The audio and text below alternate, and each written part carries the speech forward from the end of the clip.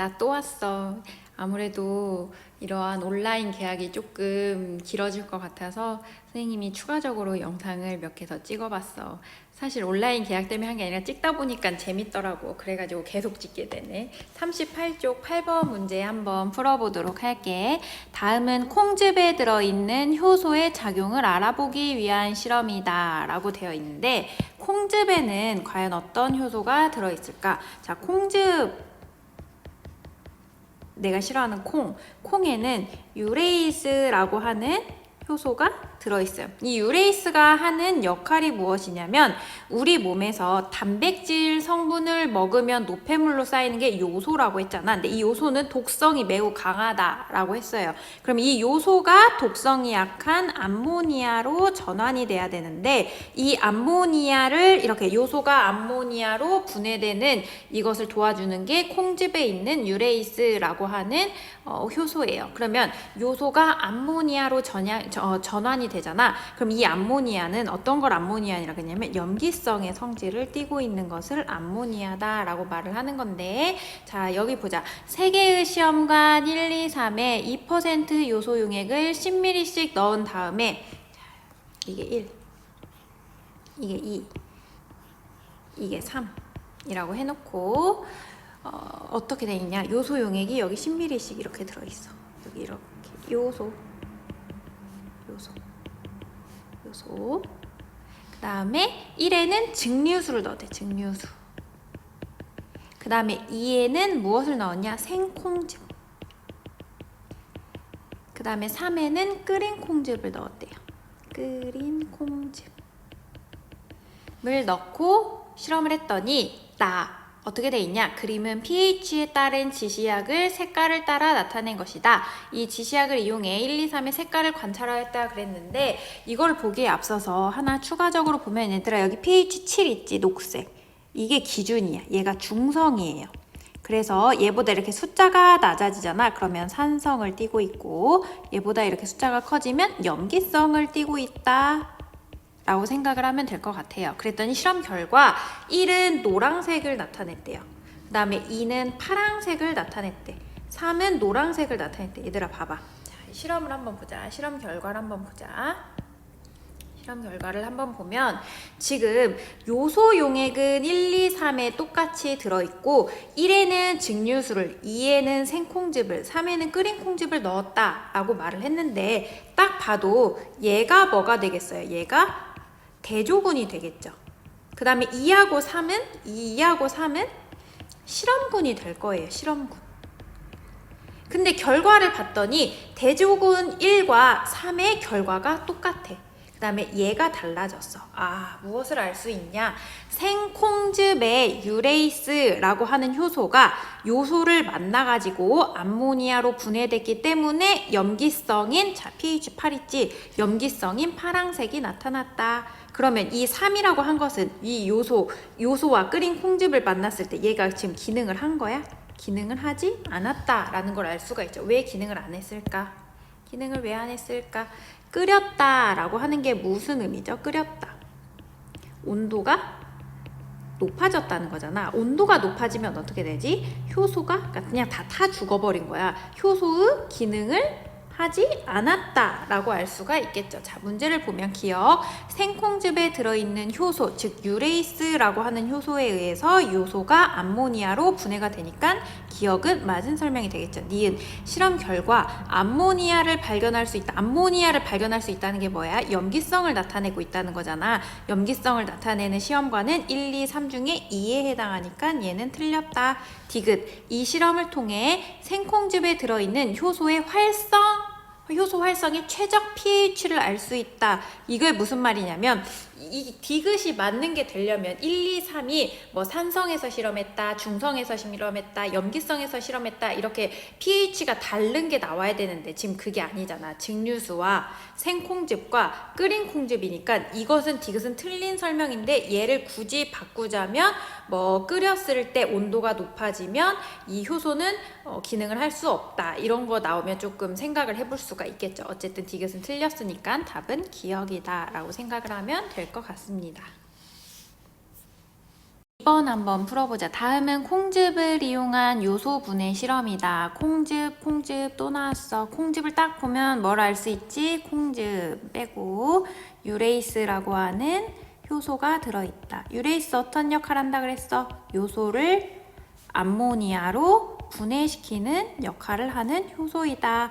암모니아, 얘는 어떤 성질이라겠지? 염기성을 나타내고 있다. 얘들아, 이 문제가 지금 여러 차례 나오잖아. 그러면 이제 콩즙, 유레이스, 암모니아, 염기성이 딱딱딱 이렇게 나와야 돼요. 알겠죠? 실험 과정을 보세요. 1번 콩즙, 증류수 2% 요소 용액 5줌을 준비하고 6개의 홈이 있는 판에 다음과 같이 용액을 넣어서 BTB 용액을 떨어뜨려 색깔을 관찰한다. BTB 용액 밑줄 긋고 약간의 개념 설명이 필요한데 BTB 용액은 무엇일까? 이거는 지시약이에요. 그러니까 뭐가 산성이고 뭐가 중성이고 뭐가 염기성임을 판별해주는 지시약이다 라고 생각을 하면 되는데, 그럼 BTB 용액은 어떻게 구분을 하냐? 얘는 산성에서 중성에서 염기성에서 색깔이 다 달라져요. 그러니까 산성에 어떠한 용액이 이렇게 있는 곳에 BTB 용액을 이렇게 넣었다고 생각을 해봐봐. 그러면 얘가 산성을 만나잖아. 그럼 산성을 만나면 어떻게 되냐? 아, 이 용액이 노란색으로 바뀌어요. 그 다음에 중성을 만나면 어떻게 되냐? 얘가 중성을 만나면 초록색으로 바뀌어요. 초록색.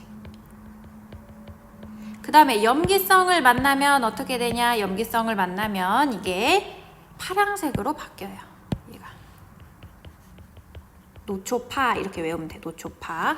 BTB 용액은 산성에서 노란색, 중성에서 초록색, 염기성에서 파란색을 띈다 라고 우리가 알고 있어야 돼. 근데 이제 수능 특강에 여기까지 나왔다는 것은 그냥 이걸 알고 넘어가는 게 좋겠죠. 내가 굳이 화학을 선택하지 않았어도. 자, 보면 A1, A2, A3에는 각각 증류수 요소 5줌을 따로 넣어줬어. 그 다음에 B1, B2, B3에는 다 콩즙을 공통적으로 지금 가지고 있죠. 얘들아, 콩즙이 여기 지금 이거 봐봐. 콩즙이 이렇게 공통적으로 갖고 있고, B1에는 증류수, B2에는 요소, B3에는 오줌이 들어있다. 자, 보자. A1, A2, A3, B1까지 한번 묶어보세요. 여기. 자, 이렇게 한번 묶어볼까?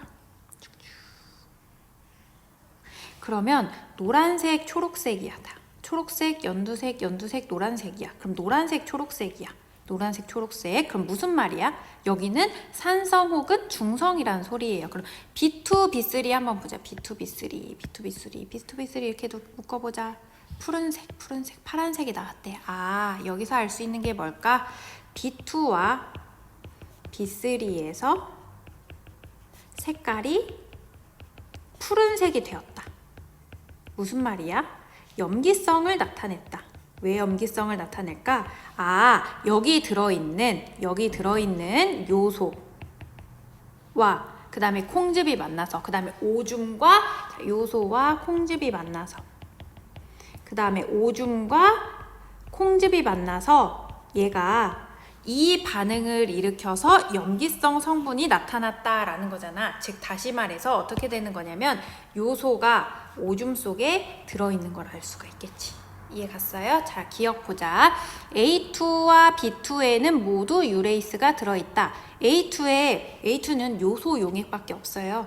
알겠어요? 유레이스는 어디 들어있다고? 콩즙, 유레이스 어디 들어있다고? 여기는 콩즙이 있어야 돼. 콩즙. 근데 A2에는 콩즙이 없잖아?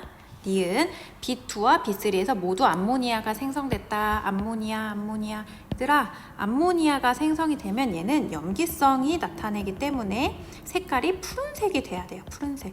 근데 B2와 B3는 푸른색이 됐잖아. 그래서 니은은 맞는 말이 되는 거고, 디귿 요소 용액에 콩즙을 넣으면, 유레이스를 넣으면 암모니아가 만들어지기 때문에 염기성으로 변한다. 그대로 우리가 알고 있는 개념이 그대로 나온 보기잖아. 그래서 답이 니은과 디귿이라고 문제를 풀면 되겠습니다.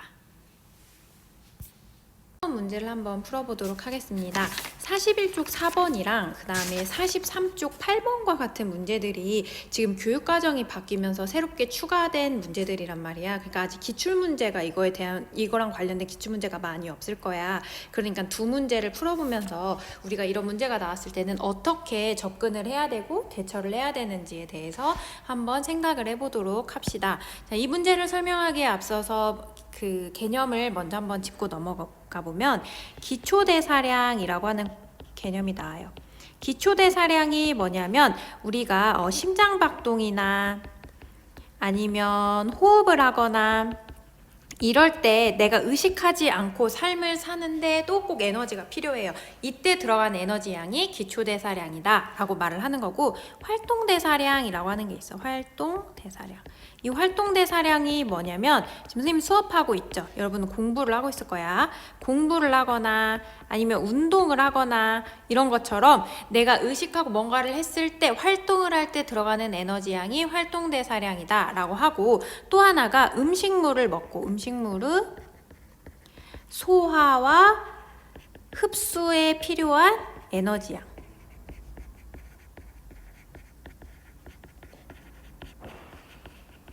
왜 내가 이걸 세 개를 이렇게 썼냐면, 이 세 개 있죠? 이 세 개를 다 더해. 기초대사량값, 그 다음에 활동대사량값, 그 다음에 음식물의 소화와 흡수에 필요한 에너지 양을 다 더했을 때 이게 뭐냐면, 이거 세 개를 다 더했을 때가 이게 일일 대사량이다 라고 표현을 해요. 이 일일 대사량 같은 경우는 여자의 내가 성별에 따라서 같지가 않고 또 나이에 따라서도 같지가 않다라고 생각을 하고 문제를 풀면 되겠습니다. 그리고 여기를 보면 표를 이제 한번 봐보자.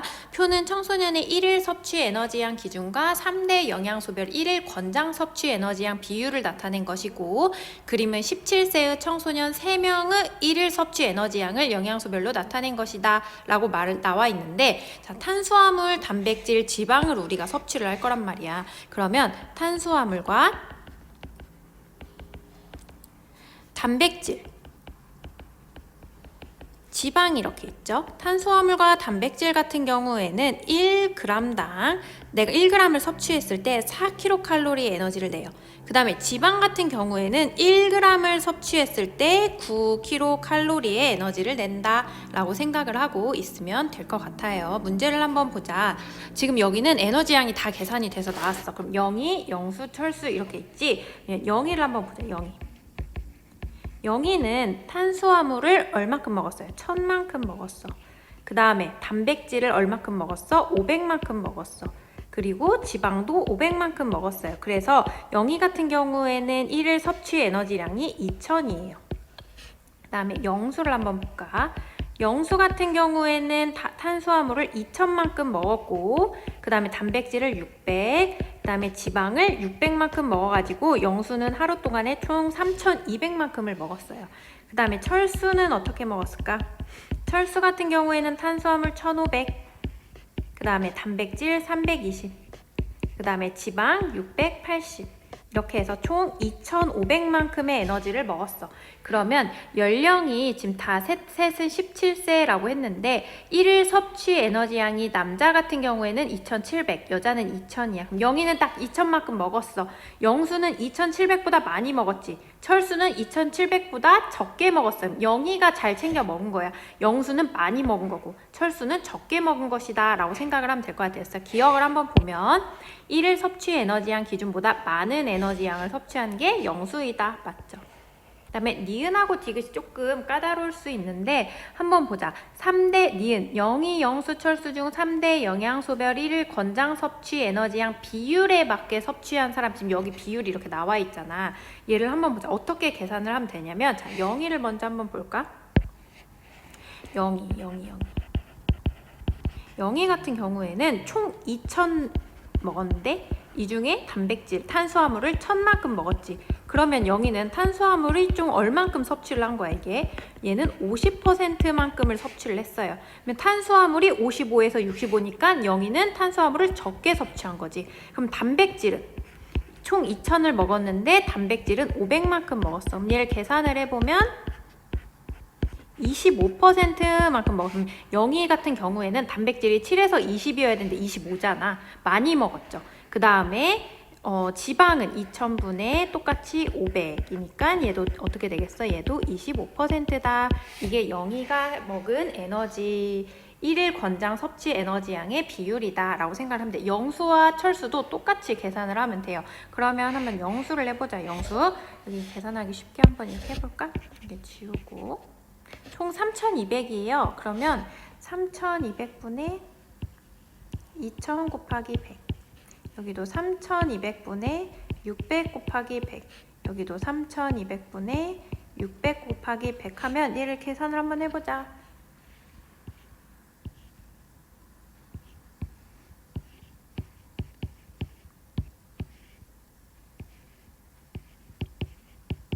영수 같은 경우에는 탄수화물을 62.5%만큼 먹었고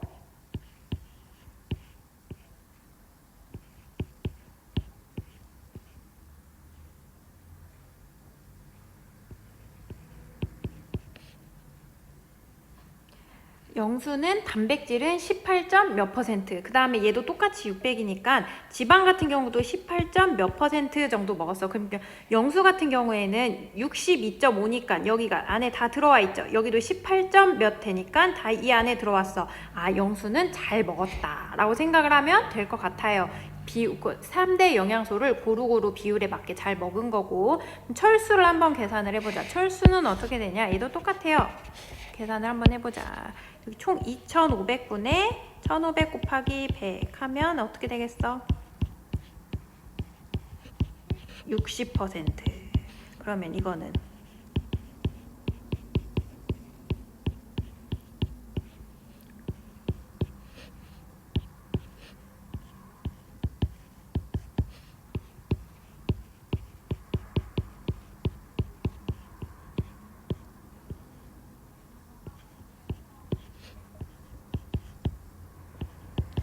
선생님이 계산을 했는데, 자, 철수는 어떻게 될까? 탄수화물을 60% 먹었고, 그 다음에 단백질은 12.8%, 그리고 지방은 27.2%니까 영수와 철수 같은 경우에는 잘 먹었어요. 자, 니은도 맞는 말이 되겠어요. 디귿. 영희, 영수, 철수 중 1일간 섭취 에너지양, 우리 지금 계산한 거대로 해. 단백질로부터 얻은 에너지양이면 단백질로부터 얻은 에너지양은 두 번째잖아. 이거. 그 다음에 위로 올려서 여기 그 다음에 여기 영희는 25%, 영수는 18%, 철수는 12%야. 그러면 이 셋 중에 가장 큰 사람이 영희 25%니까 답은 기억과 니은과 디귿이 모두 맞다라고 문제를 풀어주면 되겠습니다. 43쪽 7번 문제를 한번 풀어보도록 하겠습니다. 자, 이 문제는 별표를 치세요. 왜 별표를 치라고 하냐면 어려워서 치라고 하는 게 아니고 너무 쉬워. 근데 이 너무 쉬운 문제를 꼭 맞춰야 돼. 맞춰야 되기 때문에 별표를 쳐라 라고 말을 한 거고, 그림은 사람 몸에 있는 기관계의 통합적 작용을 나타낸 것이다. 가나다라는 각각 배설계, 소화계, 호흡계, 순환계 중 하나이고 이에 대한 옳은 설명을 보기에서 모두 고르래. 그럼 얘들아 봐봐. 탄수화물이 들어가서 그 다음에 흡수되지 않은 물질로 빠져. 이 탄수화물이 어디로 들어가겠지? 우리가 얘는 입으로 먹잖아. 그럼 이 가가 뭐가 되겠어? 가가 소화계가 되겠죠. 흡수되지 않은 물질은 내가 어떻게 된다 그랬지? 이게 똥으로 대변으로 이것을 배출된다라고 말을 했어요. 그러니까 이 안에 들어가 있는 모든 기관들 있지. 뭐가 되겠어? 뭐 입, 식도, 위, 간, 소장, 그 다음에 대장, 이런 것들이 다 어디에 속해? 소화계에 속하는 소화기관이다 라고 생각을 하면 될 것 같아요. 그 다음에 여기 봐봐. 나를 한번 보자. 나 같은 경우에는 가장 많은 화살표가 지금 이렇게 왔다 갔다 하고 있죠. 우리 몸에서 모든 소화기관, 그 다음에 배설기관, 호흡기관과 같이 대부분의 모든 기관들과 연결되어 있는 나가 어디냐면 이거는 순환계예요. 순환계. 그럼 여기 봐봐. 조직세포에서 순환계로 뭐를 줄지? 자, 다시 순환계에서 조직세포로 무엇을 줄까? 산소와 영양분을 주겠죠. 그럼 이 조직세포에서는 무슨 일이 일어난다 라고 했죠, 선생님이? 세포 호흡이 일어난다 라고 했어요. 세포 호흡 결과 뭐가 만들어지죠? 에너지가 만들어진다. 그래서 우리 몸 머리부터 발끝까지 에너지가 다 필요하다라고 했잖아. 그럼 이 조직세포에서 세포 호흡 결과 뭐가 나오냐면 이산화탄소와 노폐물이 나오는데 이것을 다시 순환계로 주면 이 순환계가 어디를 통해 나간다 그랬어? 다 봐봐, 다. 산소와 이산화탄소가 왔다 갔다 하는 다는 호흡계. 즉 호흡계, O2가 호흡계를 통해 들어와서 순환계를 통해 조직세포로 갔다가 조직세포에서 세포호흡이 일어나서 이산화탄소가 나오면 다시 호흡계를 통해서 이산화탄소가 밖으로 배출된다 라고 생각을 하면 되고, 하나 남은 라가 뭐겠니? 라가. 하나 남은 라가 라. 이거는 배설계가 되겠죠. 배설계. 배설계를 통해서 무엇이 나가냐? 물도 나가. 그 다음에 요소가 나가. 요소. 자, 문제 보기를 한번 보자. 기억. 가에서 이화작용이 일어난다 라고 그랬는데, 자, 여기를 한번 보자. 이화작용. 여기 이렇게 해볼까? 이화작용은 뭐냐면 소화. 이거는 고분자 물질이 저분자 물질로 쪼개지는 과정이에요. 이것을 뭐라 그랬냐면 이화작용이다 라고 말을 했어요. 그러니까 기억은 맞는 말이 되겠죠. 니은 대동맥은 다를 구성하는 기관이다 라고 했는데 다는 호흡계죠. 지금 봐봐. 대동맥 뿐만 아니라 이게 동맥, 정맥 이런 거 있잖아. 이거는 다 어디? 이건 혈관이잖아요. 혈관은 어디에 들어가죠? 이거는 순환계에 들어가요. 다는 뭐예요? 다는 호흡계죠. 호흡계에 들어가는 거 뭐뭐 있다 그랬지? 그러니까 폐, 기도, 기관지 이런 것들이 다 호흡계에 들어가는 기관들이다 라고 생각을 하면 돼서 대동맥은 다가 아니라 나를 구성하는 기관이기 때문에 틀렸고, 디귿 라를 통해 요소가 배설된다 그랬는데 라는 배설계야. 그럼 추가 설명을 한번 해보자면, 우리가 단백질을 섭취하면 거기에 질소 성분이 있는데 이 질소 성분이 가에서 요소로 전환이 된단 말이야. 왜냐하면 너무나 그 독성이 강하기 때문에. 자, 보세요. 이게 간이라고 했죠. 암모니아가 왔어. 암모니아. 근데 이거 암모니아가 너무 독성이 강해. 독성이 엄청 커. 그래서 얘가 간으로 와서 얘는 요소라고 하는 물질로 바뀌어요. 요소로. 그러면 암모니아는 어떻게 생겼다라고 했냐면 NH3 이렇게 생겼어. 얘를 그림으로 한번 그려보면 N에 H가 이렇게 3개가 달려 있는데, 요소는 선생님이 어떻게 생겼다 그랬냐면, 자, 요소 같은 경우에는 가운데 C가 있고 여기에 이렇게 달려있다. 얘들아 봐봐. 너네가 봤을 때 이물질이 크냐 이물질이 크냐? 당연히 얘가 크지. 그러면 얘가 무슨 말을 하냐면, 여기 문제에서 어떻게 나오냐면 간에서 요소로 합성된다 라는 표현을 써. 그럼 이 합성은 뭐야? 동화작용이잖아. 간에선 동화작용도 일어나는구나. 그래서 간에서 합성된 요소가 어디로 가냐면 콩팥으로 가.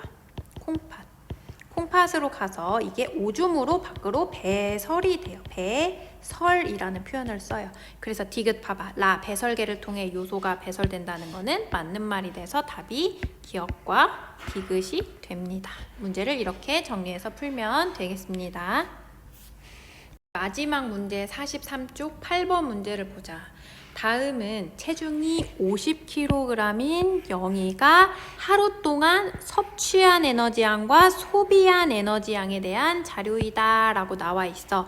그러면 음식물로부터 얻은 에너지 섭취량이 아침, 점심, 저녁 나와 있는데, 자, 합계가 아침에 600, 점심에 1170, 저녁에 1360을 먹었대. 그럼 얘들아, 영희는 하루 종일 음식에서 총 얼만큼의 에너지를 섭취했는지 구하려면 다 더해야겠죠. 600 더하기 1170 더하기 1360 더해봐. 자, 이렇게 더하면 얼마지? 3130kcal의 에너지를 음식에서 섭취를 했고, 그 다음에 활동에 따른 에너지 소비량이라고 나와 있는데, 이게 좀 까다롭게 느낀 친구들 보면 여기에 일단 네모를 한번 쳐보자. 네모. 여기 네모. 얘들아, 너네는 선생님보다 수학을 잘하잖아. 내가 그랬어. 자, 미적분을 하면 생물에서 나와 있는 수학 문제는 다 풀 수 있어. 자, 여기 다시 한번 써볼게. 킬로칼로리. 그 다음에 여기 지금 퍼 밑에는 분모에다 쓸 수 있지. 킬로그램 곱하기 시 이렇게 돼 있어. 자, 얘들아, 그 다음에 여기 봐봐. 활동, 잠자기 에너지량 1.0, 식사 1.5 이렇게 나와 있어. 그럼 이거는 얘네는 단위가 어떻게 되겠어? 킬로칼로리가 되잖아. 얘들아, 생각을 해봐. 여기에 어떠한 것이 곱해져야 킬로칼로리가 나올까? 생각을 해보세요. 지금 활동에 따른 에너지 소비량이 이렇게 나와 있는데 킬로칼로리 퍼 킬로그램 곱하기 시인데 여기에 어떠한 공정 작업이 이루어져야 킬로칼로리만 나오겠어. 여기에 킬로그램과 시가 곱해져야 이렇게 약분이 돼가지고 킬로칼로리만 나오겠죠. 이해 갔어요? 얘를 계산을 해보면 영희가 하루에 소비한 에너지량을 한번 보자. 잠자기부터 볼게요. 잠자기는 1.0이래. 그러면 자, 이거 봐봐.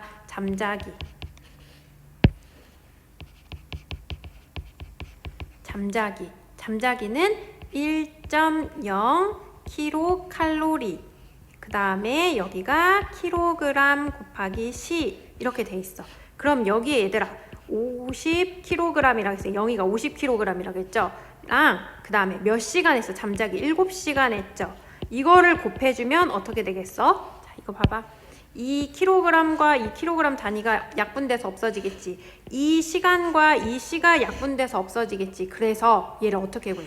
영희는 잠자기를 하는 동안에 얘네 셋을 다 곱해주는 거야. 그럼 얼마가 되겠니, 얘들아? 총 350kcal의 에너지를 소비했다라고 되겠죠. 이해 갔어요? 어떻게 구하는지? 다시 한번 해볼까? 그럼 하나만 더 해볼게요. 공부하기 봐봐.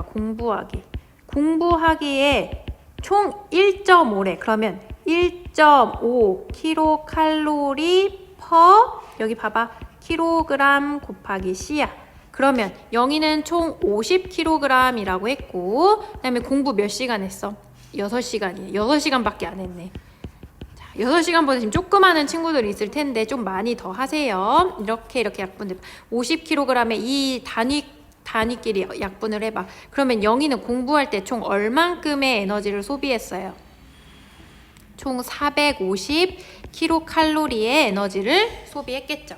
이렇게 구하면 돼요. 그러니까 그냥 계산을 쉽게 하기 위해서 모든 똑같이 영희가 활동한 거니까 50kg은 나중에 곱해줄게요. 알겠죠? 다시 계산을 해보면 영희는 총 잠자는 시간 동안에 1.0 곱하기 잠 몇 시간 잤어? 7시간 더하기 식사하는 동안에 1.5 식사 얼마 했어? 3시간 더하기 그 다음에 걷기는 얼마 했어요? 3.0 곱하기 3시간 더하기 공부 몇 시간 했어? 1.5 곱하기 6시간 더하기 줄넘기는 8.5 곱하기 1 더하기 기타는 2.0 곱하기 4시간 이걸 다 더해줘봐.